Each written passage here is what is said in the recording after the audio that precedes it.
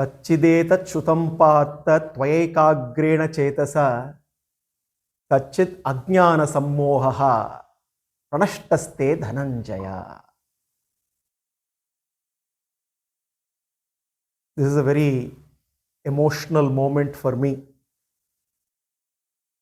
should be an emotional moment for all of us. Why do I say that? These are the last words of Bhagavan in the Gita. In fact, we are coming to the very conclusion of Krishna-Arjuna Samvada. After this, Arjuna's last words, and then the Samvada concludes. Then Sanjaya takes over after. So in our Gita journey, this is a very special moment for all of us. An opportunity to relish Krishna's last words. Kacchidetat Shrutam Partha Vayekagrena Chetasa. Hey Partha, again, whenever Krishna calls Arjuna Partha, it means we have to understand that he is considering him very, very close to him. Because Pritha, his mother, is very close to Krishna. Hey Partha, Kachit yetat shrutam Tvayekagrena Chetasa. Have you listened? Have you been hearing to whatever I have been speaking attentively? Have you heard what I said so far with attentive mind, He Partha? Kachit Ajnana Sammohaha Pranashtaste Dhananjaya. He Dhananjaya, Dhananjaya. Again, no, every time when Krishna uses a name for Arjuna, it is pregnant with so much meaning. Hey Dhananjaya, a conqueror of wealth, not just any wealth, conqueror of wealth of knowledge. Kachit Ajnana Sammohaha Pranashtaste Dhananjaya. Has your ignorance, has your delusion born out of ignorance been dispelled, destroyed, Hey Dhananjaya? Gita begins with love. It is founded on love and it ends with love. Bhagavan's love for Arjuna and for all of us is limitless, boundless. And through Gita, we get to understand there is one thing that we must not miss in the journey of Gita. There is so much philosophy in the Gita. There is so much metaphysics in the Gita. But amidst all the discussion on metaphysics and philosophy, we must not forget the underlying theme of Gita. It is Paramatma's love for every Jivatma. We must never forget that. That is why Krishna begins with demonstration of his love for Arjuna, ends with demonstration of his supreme love for Arjuna. Krishna here is once again demonstrating his desire, his sankalpa to free Arjuna from ignorance, free him from illusion, from moha. Krishna is ready to go to any length. Look at his compassion, look at his love for Arjuna. The way after concluding his exposition, his teachings, Krishna, when he asks, Kastidetat Shrutam Partha Tvayekagrena Chetasa. Krishna is not asking Arjuna, were you listening to me? Now, if somebody says, were you listening to me? It is a mood of condemnation. On the other hand, if somebody says, have you been able to focus on what I have been saying so far? It's a mood of consideration, mood of compassion. Because Krishna's purpose is for Arjuna to soak in every message. He knows it is not easy for someone like Arjuna. And Arjuna represents each and every one of us. Arjuna was in an emotional turmoil like we are every day. His very foundation was shaking. He was distraught. He was immersed in grief. Even though Arjuna engaged in a conversation with Krishna, thanks to greatness of Arjuna, in spite of such a state, Arjuna managed to engage in a very constructive conversation, asking all the right questions. Krishna still realizes that the profound wisdom that was imparted to Arjuna is not very easy.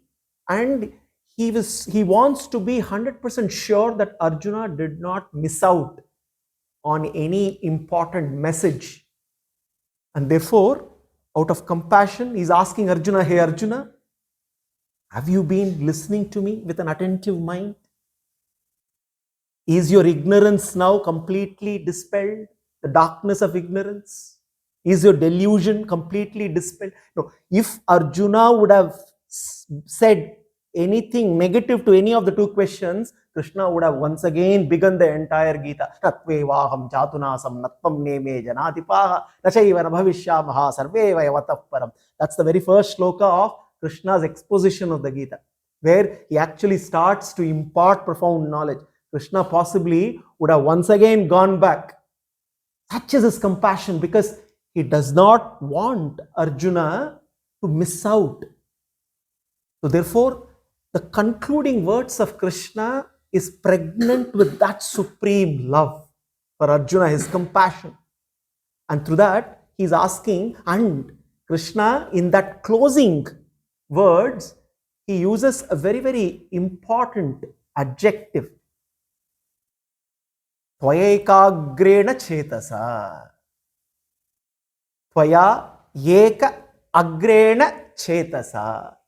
Have you been, he's not asking, hey Arjuna, have you been listening to me? Have you been listening to me with an attentive mind? With full attention? Because Krishna knows that it is not easy. And he knows, especially in Kali Yuga, with all the digital distractions, attention is something which is very, very scarce. The most scarce resource in today's world is attention. We can even spare time.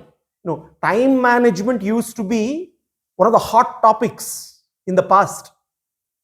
Not anymore. Attention management is the hottest topic today.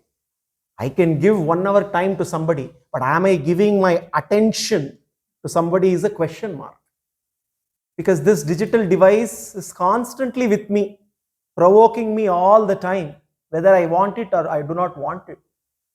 Therefore, way back Krishna knew that attention is the most scarce resource.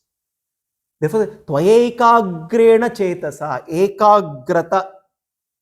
In the yogic parlance, ekagrata means very elevated level of consciousness. Now, our capacity to perceive, to engage with the world, our capacity to effectively perceive is directly related to our level of consciousness. More elevated our consciousness, greater is our capacity to perceive the world properly and understand the truth. Lesser the elevation of our consciousness, difficult it is for us to perceive reality. When we look at our levels of consciousness, we can be at various levels. At the lowest level, we are at the level what Krishna calls as mudha. The lowest level where consciousness is trapped in matter. Then we go one level high, Shipta, one level high, Vikshipta, one level higher, Ekagrata, one level higher, Nirodha. As we raise our consciousness, our attempt, sadhana, is meant to raise our consciousness from the level of being a Mudha to the level of being a Nirodha, at that level. At a level of a Mudha, we are ruled by tamas. Our consciousness is covered completely by the darkness of tamas, trapped by matter. And then, if we manage to pull ourselves a little bit more, little bit up, we are in an agitated state. Very agitated because we get easily influenced by everything that bombards us from outside and from inside. This bombarding happens from both, because there are new stimuli coming from outside and there are latent stimuli inside which can come into our consciousness any time without our effort. That is why we are always in a state of agitation.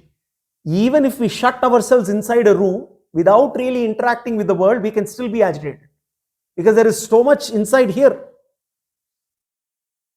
And then when we pull ourselves up a little bit more, then that is when we come to a state of distraction.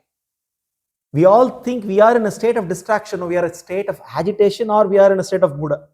Distraction is when we are able to pull our consciousness and bring it to focus for a few seconds, maybe a few minutes, and then we get pulled back, we get distracted. It is a constant tussle for us. Our ability to stay focused is so very weak, so very limited. Gone are the days when we are all able to sit and read any wisdom text, any book without any distraction for 1 hour. Gone are the days. Today, if we can, without distraction, study anything for 10 minutes, I think we should congratulate ourselves. That is the level of how much trapped our consciousness is and the level of distraction. Krishna therefore says the next level from Vikshipta is Ekagrata. Ekagrata is a state where the consciousness is quite elevated. Now, right here through this concluding words, Krishna is saying, by listening to Gita, we can raise our consciousness to the level of Ekagrata. Just by listening. Constantly listening to Gita is enough to raise our consciousness to the level of Ekagrata. Then immediately we'll ask, then what about reaching the state of Nirodha? When we apply the Gita in our day-to-day lives, then we will reach the state of Nirodha, which is completely reaching a state where our consciousness is free of the forces of Prakriti.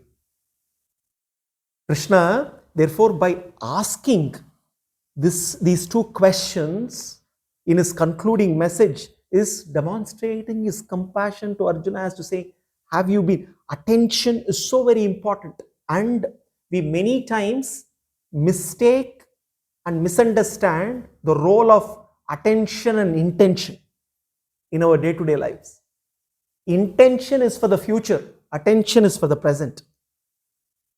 We get it completely the other way around. We are always dreaming of the future when we need to be focusing on the present. To be attentive is to bring our consciousness, our awareness, focused awareness to the present moment. Only then we can soak in any wisdom. So Krishna, therefore, is asking two fundamental questions to Arjuna. Have you been able to dispel your delusion, your ajnana, which is born out of ignorance, and have you managed to attentively listen to whatever I have been teaching so far?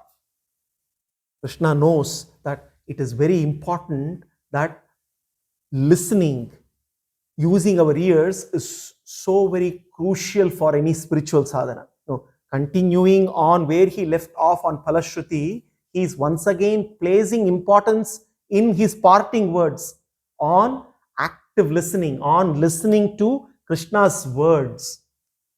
Because the better we use our ears, the better we can use what is there in between the ears. What is there in between the ears is our intelligence. The better we use our ears, the better we can use our intelligence. Now, we all have intelligence, of course, but do we act intelligently is a question. Because most often we act impulsively. Most often we act self-destructively. We do not exercise our intelligence in a way that it is meant to be used. The more we listen to the Shastra, the more we listen to Gita, we strengthen our intelligence. Strengthening our intelligence means ability to make right choices, ability to choose, discriminate, and make wise choices. And the more we listen to the Gita, more effective usage of intelligence is. And when we use intelligence effectively, then obviously our choice becomes very clear. Choice making becomes very clear. You're not worried about the thousands and hundreds of choices that are bombarded to us every day. Our choice is only one. Irrespective of how many choices are given for every question in life, there is only one choice to choose. Krishna, Krishna, Krishna, Krishna, Krishna. So, Krishna's concluding words, therefore, is also his way of communication is being highlighted here.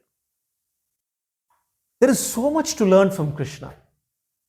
The way he presents the Gita to us and to Arjuna also teaches us one very important lesson in communication. Very, very important for us in our day-to-day, for us to effectively deal with people. Being correct is very important, no doubt, in our communication.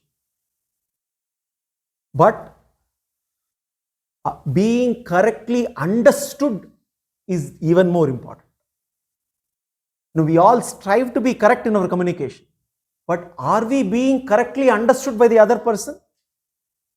That is even more important, because if we are correct, that alone is not enough. We can communicate something very important, something very insightful, but if the other person does not understand, then that communication is not effective. Only half the job is done. Look at the way Krishna, through the Gita, every message, the way he brings every message to a conclusion, and the way he revisits, the way he connects every dots, expanding our perspective, verse by verse, chapter by chapter, shadga by shadga. He clearly shows the importance of making the other person understand. No, immediately we'll ask the question, okay, we put a lot of effort to make the other person understand. What if they don't accept? Not accepting is the other person's problem. Not understanding is our problem.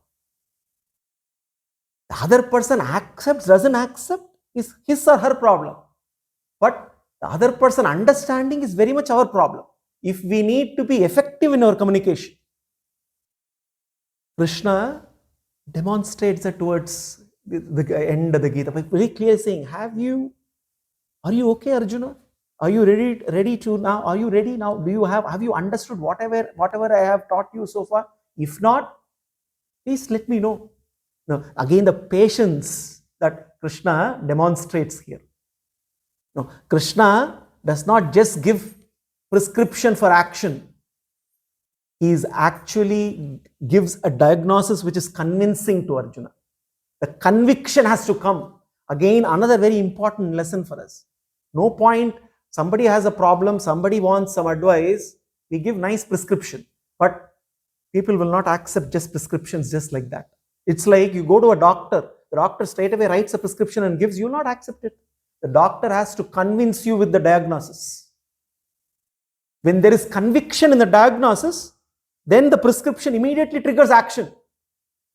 Arjuna's action is triggered not just by a prescription that Krishna gives. Krishna never says, hey Arjuna, I am the Purushottama, I am the Supreme, you better do what I tell you. No prescriptive action here. He gives a diagnosis which convinces, persuades Arjuna so much that automatically the final prescription that Krishna gives triggers immediate action. So the parting words of Krishna, therefore, in Krishna-Arjuna Samvada, essentially demonstrates Krishna's supreme love. And when Krishna concludes his part of the Samvada on that crescendo of love, it is so very interesting to see how Arjuna responds. This response of Arjuna must be etched in our hearts, must be etched in our minds. Because again, Arjuna's response is so very profound. Nashto mohaha, smritir labdha.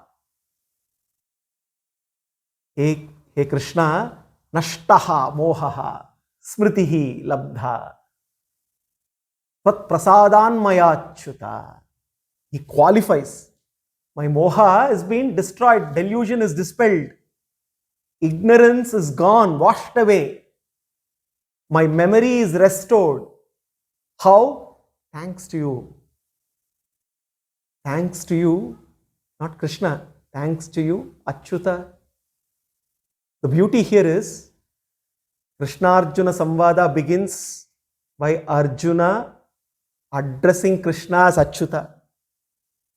Tenayor ubhayor madhye ratam stapayamechyuta.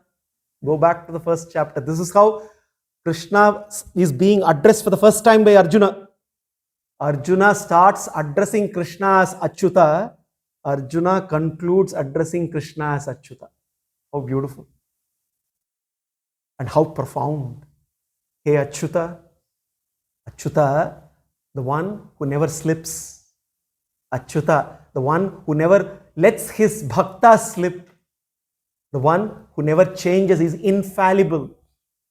He is perfect, he is blemishless, he is unfailing, he is totally dependable. One who never abandons us. He is Achyuta. How appropriate the Nama Achyuta is right at the beginning of the Gita and right at the end of the Gita. Arjuna says, Hey Krishna, Nashto moha smritir labdha vat prasadan mayachyuta. It is your grace. It is because of you, Hey Achyuta, my moha, my delusion is completely dispelled. My memory is recovered, he says. Smritir labdha.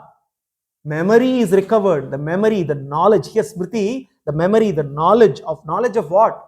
Of his own true identity. Arjuna's issue was misidentification. Until then, he started off with complete misidentification. That was the root cause of all ills. Now he says, Smritir labdha. Now I know. Because it is the knowledge of my identity that shapes my action, and that action eventually will define my destination.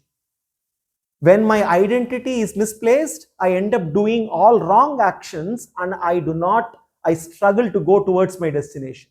Now Arjuna now is very clear. Now I know I will reach my destination, Hey Achyuta. Why? Because now my identity is very clear. I know who I am. I know who you are. I know my relationship with you. And that with that knowledge, whatever action that I'm going to do will be right action. And that right action will take me to my destination. Nashto moha smritir labdha vat prasadan mayachyuta stithos. Hey Krishna, no more shaking, no more doubts, no more confusion. Stithaha, I am firm now. I am steady. Stithos, gatasa, because now Arjuna has clearly anchored. He has his anchor. When a sailboat is anchored properly with the right anchor, no amount of storms can do anything to it. Until then, it is subject to the waves and the storms. Now, even a tsunami cannot do anything to me because I have you, Krishna, as my anchor. Stithosmi gata sandehaha. Gata sandehaha. All my doubts have vanished. All my doubts. I'm so very clear now. I have complete clarity. Stithosmi gata sandehaha. And then he says, Karishye vachanam tava. Now, there are some phrases in the Gita which we need to ensure that we etch those phrases in our hearts. This is one of those phrases. Karishye vachanam tava. I will execute as per your command. I will do as your will. I will do as your will. Very, very clear. This concluding statement of Arjuna and Krishna-Arjuna Samvada is so very important for us to reflect on. This concluding statement, Karishye Vachanam Tava, very, very, very simple, straightforward, which Arjuna says after 18 chapters. After 18 chapters. Very difficult for us to say even now. We cannot look at Krishna and say, Karishye Vachanam Tava Krishna. Very difficult. Very difficult. When Arjuna says that, there are two important messages out of this concluding statement of Arjuna that is coming. Two important messages of the Gita. One, a very personal message. The other, a very universal message. What is the personal message? What is Arjuna saying? Karishye Vachanam Tava. I will do as per your will. Your word is addressing Krishna, who is standing right in front of him. Krishna-Arjuna Samvada is so very intimate conversation. We need to recognize that this intimate conversation, the Gita is between two persons. In all the philosophy, we should not get carried away that the object of surrender is not some impersonal absolute. It is absolutely personal. The object of surrender, because sometimes we start saying, oh God, some energy, some power. No, it's not some energy, some power. All powerful, all energetic, but he is absolutely personal. Krishna. Karishye Vachanam Tava. He is Purushottama, he is Bhuvana Sundara. Very, very personal message that Arjuna is giving here. So therefore, our relationship with Krishna is very personal, one-to-one. That is why Gita repeatedly tells us that we can have conversation with Krishna all the time. Through the Gita, we have conversation. Every time we chant a shloka, we are actually conversing with Krishna. And he repeatedly keeps assuring us that through this conversation, he, as a person, as a Purushottama, he is there for us. So this is a very personal message. What is the universal message? Now, after all that is said, how is Arjuna concluding? He says, Karishye Vachanam Tava. I will do as per your will. Arjuna doesn't say, Aham Yuddham Karishyami. We need to underline this point. Arjuna could have said, Aham Yuddham Karishyami. This is what Krishna wanted. Krishna wanted Arjuna to engage in war. So Arjuna could have very well said, Aham Yuddham Karishyami. Yes, he is about to now engage in war. He was about to run away, choosing not to fight. Now he is ready to fight. So he could have very well said, Aham Yuddham Karishyami. This is where Gita's universal message comes. It is not just applicable just for Arjuna, the Kshatriya, the warrior on the battlefield of Kurukshetra. It is applicable to you and me, irrespective of where we are, who we are, what we do. And irrespective of time, place. Eternally relevant. This is the universal message. Arjuna, by saying by saying Karishye Vachanam Tava, what is Arjuna saying? Hey Krishna, I align my will with your will. I harmonize my will with your will. So this is the beautiful statement which is applicable to anyone, anywhere, anytime. This is the very essence. In that process, Yuddham Karishyami is there. But Yuddham Karishyami is only incidental. So Arjuna realizes that. Arjuna is essentially saying, Karishye Vachanam Tava, hey Krishna, having realized that you are the whole, I am the part, and karishye vachanam. The sole business of the part is to serve the whole. And I will do whatever it takes to serve you. Whatever, if I have to fight to serve you, I will fight to serve you. If I should not fight to serve you, I will not fight to serve you. Fighting or not fighting is not the question here. Serving Krishna is the question. This is the supreme expression of faith that Arjuna has also demonstrated. By looking at Krishna and saying, hey Krishna, karishye vachanam tava, also is an expression of faith. Why we cannot tell that to Krishna face to face? Because our faith is still weak. A weak faith means in the relationship with Krishna, the relationship with Krishna is defined by the question, hey Krishna, are you with me? When our faith is weak, our relationship with him is defined by the question. This is what he repeatedly keep asking, hey Krishna, I have so many problems. Are you with me or are you not with me? When a problem gets solved, Krishna is with me. When I think the problem is not solved, we say, Krishna, where are you? Where are you? You are not with me. So the question that defines the relationship is, Krishna, are you with me? But when faith becomes really strong, blossoms and grows, the question that defines the relationship is not, Krishna, are you with me? Krishna, am I with you? Am I with you, hey Krishna? Am I shaping my life based on your guidelines? Am I molding myself based on your guidelines that you laboriously, patiently taught in the Gita?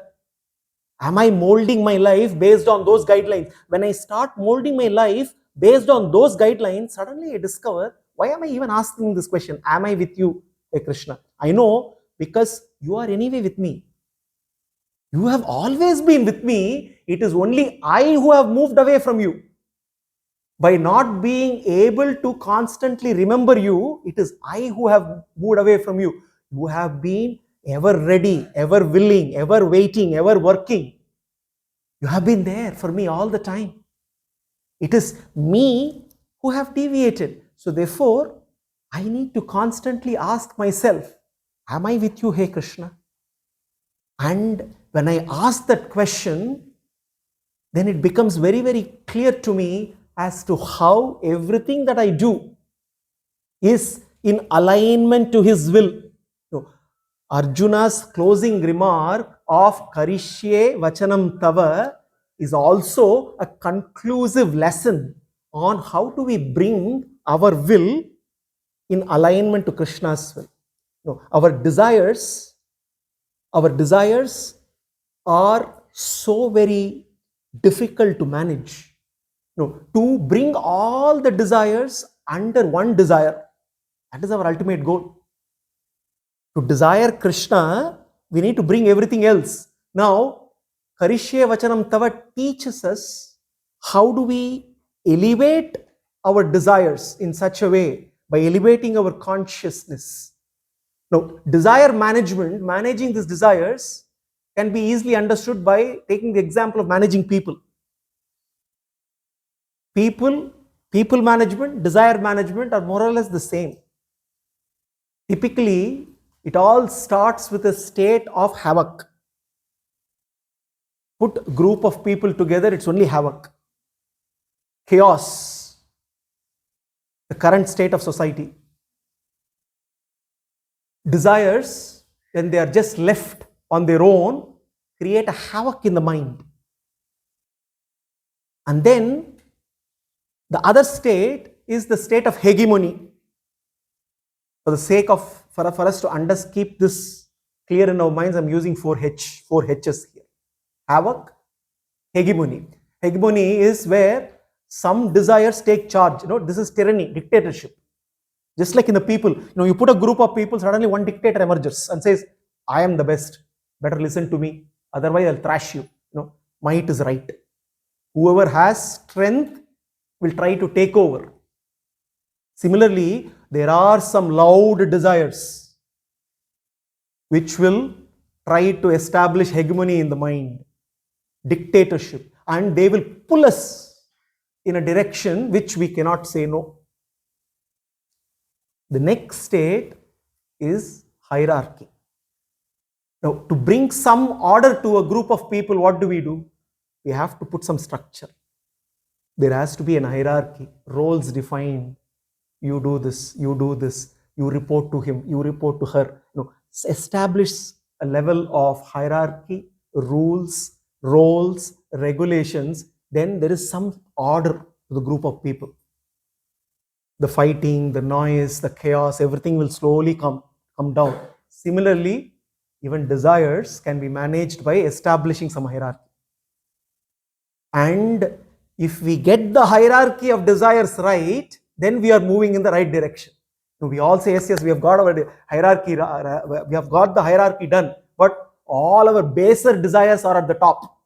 That's the inverted hierarchy. We should get the hierarchy right by having all our noble desires in the top, and eventually on top of the pyramid is Krishna.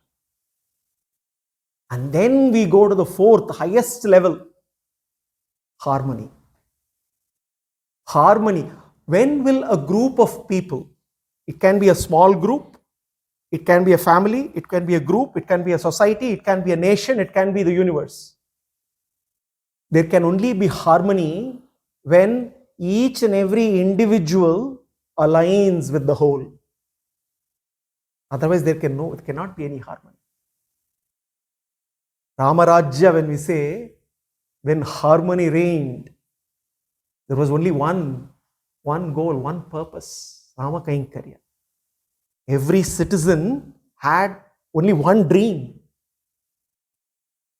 Harmony evolves very naturally. Similarly, how can we bring harmony to our own desires? Karishye vachanam tava. When we keep telling Krishna, Karishye vachanam tava, which means every other desire gets what I keep calling Krishna flavor. All directed towards Krishna in harmony. My will is your will, hey Krishna. Immediately we ask this question, is it unnatural for us to submit our will to Krishna's will? Because we think it is natural for us to exercise our will. The moment you say, submit your will to Krishna's will, isn't it unnatural? Actually, the other way around is unnatural.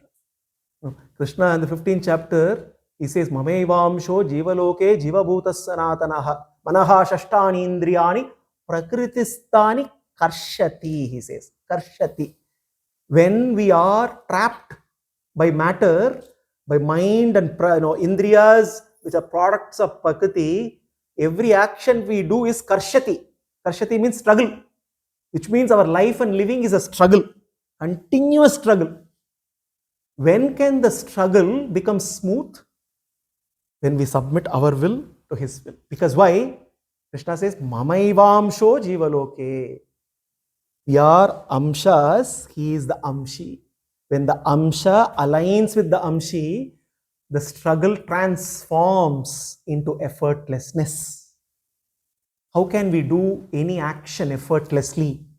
Only when we submit our will to him. So therefore, it is our natural state to do as per his will. It is our unnatural state to do as per our will. So we are actually in an unnatural state. We are all struggling, walking on one leg or even half a leg, not even 2 legs, and struggling. How can we run effortlessly without any friction? When he takes over. And through the Gita, how does Krishna convey his will to us? We keep going back and asking the same question. I will submit my will to his will. But how do I know his will? Does his will change? Because our will keeps changing, because we are presented with so many perplexing situations. Now, amidst all those perplexing situations, how do I recognize Krishna's will? How do I know what he thinks is the purpose? We may ask this question. But his will is simple, straightforward throughout, as he keeps saying. In any situation, in any action, there are 2 things. His will, there is internally we need to do something, and externally we need to do something. Internally, his will is that we elevate our consciousness so that we keep connected with him. Externally, we contribute doing actions in the mood of service. Whatever we do. So therefore, anything that we do, how can we say in everything that we do, we are aligning with His will? We need to do two things. Step one, irrespective of the event that unfolds, irrespective of the situation that gets presented to us, step one, how do we internally stay connected with Him? Strengthen that internal connection. And when there is that internal connection, how can that manifest as a contributory action externally? So therefore, whatever be the situation, the question to ask is, what can I do as a service to my Krishna? In this situation, in this state, what is that I can do? What is that I can do to fix what is going wrong? What can I do to prevent something wrong happening? And when we do that, that internal connection with Krishna, Krishna is reciprocal. He is willing to reciprocate all the time. And Krishna reciprocates by strengthening our intelligence and making us capable of making right choices. And the choice that we make, staying connected with Him internally, with a spirit of contributing externally, that choice will be always right choice, because Krishna reveals to us, enables us to make right choices, use our intelligence. So therefore, Krishna never says that our intelligence does not matter at all. Otherwise, He wouldn't have given it to us. No, this whole thing needs to be clearly understood, that submitting our will to Krishna essentially does not take away the importance of our own intelligence. If there is no importance for intelligence, why would even Krishna create us with intelligence? It's been given for a purpose. And when we say submitting my will to Krishna's will, which means, I am completely giving away my independence. And giving away my independence means something not very easy to digest. But we all realize that when there is true love, there is a constraint that true love places. When there is true love, we are ready to compromise our independence. True love is to submit to the will of the object of love. All of us long ago, so long ago, all of us who are married long ago, so long ago, for few days, few weeks maybe, true love, we all submitted pleasingly to the object of love, and then it became a practice. Then love or no love, submission is there. That constraint actually gives us fulfillment. So therefore, in any loving relationship, even in our mundane relationships, when there is true love, we are ready to forego off our independence, submit our will to please the object of love. And in that pleasing lies our true fulfillment. Now, if it is the case with mundane relationships, the relationship, the divine relation, our relationship with Krishna also has to be the same, where by pleasing Him, submitting our will to Him, lies the greatest fulfillment that we can have. And when we do that, we are actually using our intelligence to choose Him, love Him, and in that process saying, hey Krishna, you gave me intelligence, I'm using that intelligence to love you, to serve you, and submit myself to you. And that is true. And the true freedom lies actually in surrendering to Krishna. So, Karishye Vachanam Tava.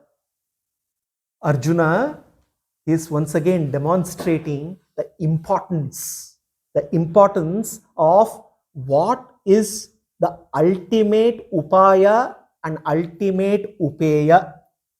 Upaya, upayas. Very, very familiar terms. Upaya, goal, upeya, the means. Throughout the Gita, we keep discussing these two terms. the means, the goal. Now Arjuna is concluding. Now with this conclusion, if we look at how do we arrive at the upaya and the upeya from Arjuna's words, where Arjuna has categorically declared this. Krishna has many times declared both the upaya and upeya. Now we need to see, now Krishna Arjuna Samvada is concluding. Krishna has already concluded, now Arjuna is concluding. Now is there a way we can also extract from Arjuna's very words the upaya and the upeya? Yes, upeya, the object. Arjuna, right in the middle of the Gita, loudly declares, looking at Krishna, Param Brahma, Parandhava, Pavitram, Paramam Bhavan, Purusham, Shashvatam Divyam, Adidevam, Acham Vipum. You are the upeya. Now, his concluding words, Karishye Vachanam Tava, is the upaya. Karishye Vachanam Tava. My will is your will. I surrender to you, Hey Krishna.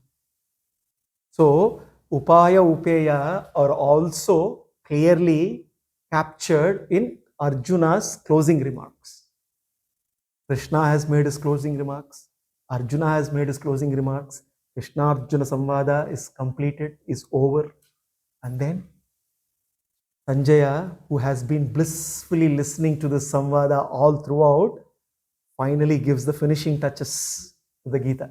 Now, what these finishing touches are, what ensues further, we will see in the next session. Until then, let us continue to contemplate on Krishna and Arjuna coming together. The Samvada is completed. Krishna, with great compassion and love, has tightly hugged Arjuna and said, I am there for you, Arjuna. You make the choice. I am empowering you to make the right choice. I know you will make the right choice. Arjuna obviously makes the right choice. Let's continue to contemplate for the next 2 weeks on this vision of Arjuna being hugged by Krishna and Arjuna experiencing that ecstasy that is impossible otherwise without Krishna's hug. Sarvam Sri Krishna.